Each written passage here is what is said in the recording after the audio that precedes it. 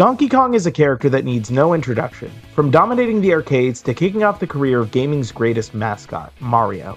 It's a legacy the entire industry has to thank for where it is today.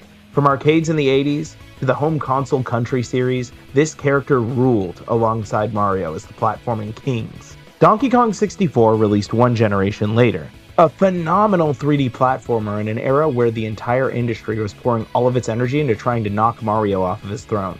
Banjo-Kazooie, Sonic Adventure, Pac-Man World, and even among those other games, DK still manages to be unique. After that game, fans would wonder what Donkey Kong's next 3D adventure would be. Unfortunately for them, they would have to wait a long time before Donkey Kong tackled the third dimension yet again, though his adventures in the 2D space continued. Jungle Beat is a fantastic game, and his return to the Country series would be some of the best 2D platforming we'd see in any game, until one day in 2014. Fans played through Donkey Kong Country Tropical Freeze not knowing they wouldn't see their big buddy for a long time. They would have to wait over a decade and an entire console generation for the next Donkey Kong game. And what's crazy is that somehow, despite the insane amount of hype surrounding Donkey Kong's second 3D outing, Donkey Kong Bananza exceeded expectations by a country mile. What's insane about this game is it feels like a true iteration on the platforming genre, and the next step forward. A genre that feels like it's reached its zenith a long time ago. Donkey Kong's kit is massive. You could grab hunks of ground and throw it at enemies, or use it as a means to double jump, or use it as a means to gain a speed boost. You could punch in every direction, pound the ground as a sonar, and you have 5 super modes that you could swap between on the fly. The game encourages you to push up against the very limits of what you can do and find your own solution to puzzles,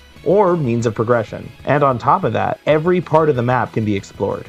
You can literally crack the ground open and start digging for bananas. A lot of games call themselves open world, but in this game, you can literally open the world. DK gives the player all of the tools at its disposal and encourages them to go wild with opportunities. Booting up this game can feel daunting, as even with your basic kit, there's just so much things to smash. You'll quickly find yourself stringing together elaborate jumps or pulling off amazing feats with DK's abilities. Then that's when the game starts getting crazy with it and goes, okay, what if in the beach level we introduce this rainbow sand that just jets you upward? Or this ostrich that just lets you skip big chunks of the level?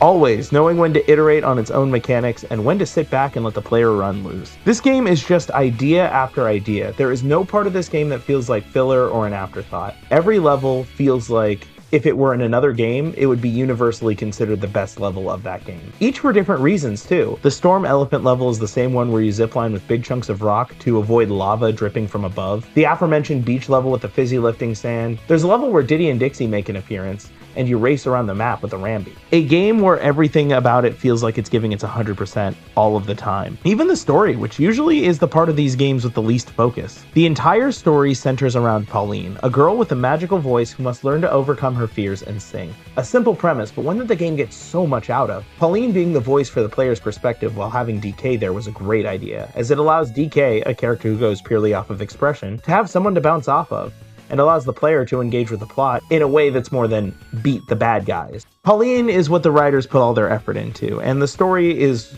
one of self-discovery about her. They take every opportunity to get you attached to this character, even providing cute little moments of insight into her life whenever you enter a rest spot. The song that she sings at the end feels straight out of a Disney movie, both triumphant and magical. The post-game has you running around trying to find inspiration for her second song, one that the audience doesn't get to see, but can probably intuit what it will become.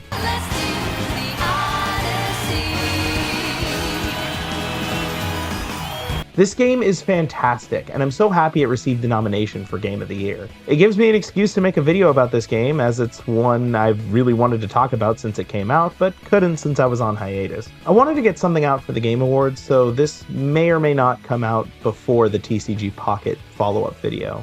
And if it does, then that will be the next video. If not, the next video will be my top games of 2025. I plan to tackle the Mega Dimensions DLC early next year, then we can move on to our big project of 2026. If you don't want to miss any of that, be sure to subscribe, and I'll see you on the next one, whatever that may be.